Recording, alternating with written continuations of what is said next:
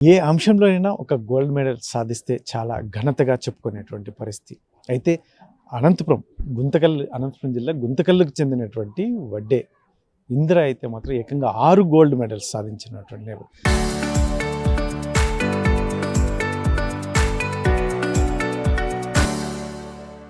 Triple ఈలో 6 gold medals సాధించడం అంత ఆషామాషి విషయం కాదు. కాకపోతే తన కుటుంబ నేపథ్యం, ముఖ్యంగా తన తండ్రి ఒక బయలుదారి పని, తల్లి అయితే ఒక కుట్టు మిషన్ అయినప్పటికీ కూడా తను సాధించినటువంటి విజయం చాలా గొప్పది.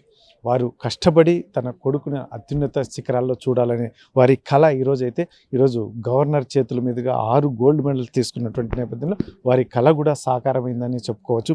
ఈరోజు వడ్డే ఇందిరాకి సంబంధించిన తల్లిదండ్రులు ఇందిర అందరూ ఉన్నారు. ఏం చెప్తారు? ఇందిర ఏంటి ఈ సక్సెస్ వెనక గురించి ఏం చెప్తారు? సార్, అమ్మ నాన్న చాలా డైలీ కూలీ పని చేస్తూ కష్టపడి చదివించారు సార్. వాళ్ళ ఆనందం కోసమే ఏదైనా ఖచ్చితంగా తెచ్చుకోవాలి జాబ్ అన్నట్టుగానే కష్టపడి చదివాను. ఇప్పుడు 6 బంగారు పథకాలు రావడం కూడా చాలా హ్యాపీగా ఉంది. పేరెంట్స్ కూడా చాలా ప్రౌడ్గా ఫీల్ అవుతున్నారు సార్. ఇంకా జాబ్ కూడా ఒక ఉద్యోగం తెచ్చుకొని వాళ్ళకి బాగా మంచిగా చూసుకోవాలనేదే సార్ నా లక్ష్యం. అని ఇప్పుడు మీ ప్రిపరేషన్ ఎలా సాగింది? ఎందుకంటే 6 గోల్డ్ మెడల్స్ సాధించాలి అంటే దానికి ఒక ప్లాన్ ఉండాలి, ఒక సిస్టమ్ ఉండాలి. ఎలా ఎలా దాన్ని సాధించేందుకు కృషి చేస్తారు? Sir, daily class work daily అప్పటికప్పుడు రాసేసుకొని డైలీ రివిజన్ లాగా చేసేసుకున్నాను సార్. ఎగ్జామ్స్ అప్పుడు మరీ రివిజన్ చేస్తూ అలా ప్రిపేర్ అయ్యేటోని సార్ ఎగ్జామ్స్కి. మీ లెక్చరర్స్ కానీ మీకు ఏదైతే ఉందో మీ జేఎన్టీయూ కాలేజ్లో సపోర్ట్ ఎలా ఉంది? సార్, నాకైతే మా ఫ్యాకల్టీ నుంచి చాలా సపోర్ట్ వచ్చింది సార్. ఓన్లీ స్టడీస్ పరంగా కాకపోయినా కూడా ఫైనాన్షియల్గా కూడా చాలా హెల్ప్ చేశారు.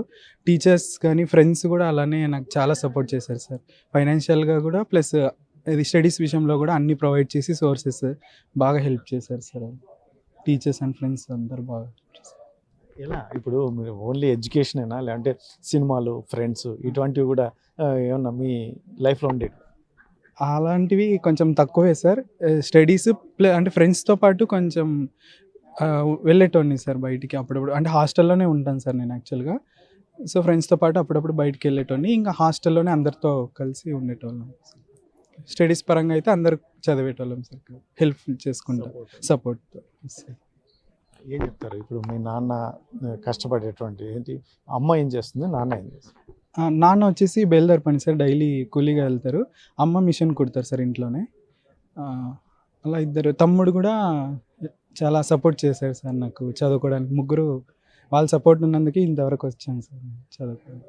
ఏంటి నెక్స్ట్ మరి మీరు ఈరోజు గోల్డ్ మెడల్స్, మంచి జాబ్ సంపాదించి అమ్మ నాన్నని ఎలా చూసుకోవాలనుకుంటున్నారు? అదే సార్, మంచి జాబ్ తెచ్చుకొని అమ్మ నాన్నని బాగా ఆరోగ్యంగా, అమ్మ నాన్నకు కూడా ఆరోగ్యం సరిగా లేదు సార్, వాళ్ళని బాగా చూసుకొని ముందుకి తర్వాత తమ్ముడికి కూడా తను చదవాలనుకునేది చదివించాలని అనుకుంటున్నాను.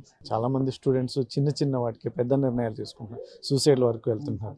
ఎలా ఒక గోల్ పెట్టుకొని అచీవ్ అవ్వాలంటే ఏం చేయాలంటారు సార్? అంటే సక్సెస్ మామూలుగా ఫెయిల్యూర్స్ వస్తుంటాయి, సక్సెస్ వస్తుంది సార్. ఒకవేళ ఫస్ట్ ఫెయిల్యూర్ వచ్చింది అంటే అక్కడితో కొంతమంది ఇప్పుడు ఏం చేస్తున్నారంటే సూసైడ్స్ అని అట్లా డెసిషన్స్ తీసుకుంటున్నారు. కానీ అది తప్పనే చెప్తాను సార్. ఎందుకంటే వాళ్ళ పేరెంట్స్ చాలా హోప్స్ పెట్టుకొని ఉంటారు సార్ వాళ్ళ మీద.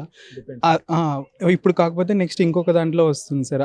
ఆ హోప్తో మనం ముందుకు వెళ్తే ఖచ్చితంగా ఏదో ఒక రోజు తెచ్చుకోగలుగుతాం సార్, సక్సెస్ అవుతాం సార్ ఖచ్చితంగా. ఏం చెప్తారు? మీ కొడుకు ఈరోజు 6 బంగారు పథకాలు సాధించాడు సార్. ఏదో నేను కాడికి కష్టపడి నేను కాడికి చదివిస్తాను సార్.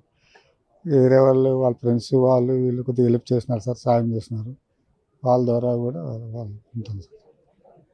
అనుకున్నారా మీరు ఎప్పుడైనా మీ అబ్బాయి ఈ రకంగా ఇన్ని గోల్డ్ మెడల్ సాధిస్తాడు, చదువు బాగా చదువుతాడు అనుకున్న సార్? ఆ అబ్బాయికి అయితే చదువు అంటుంది సార్.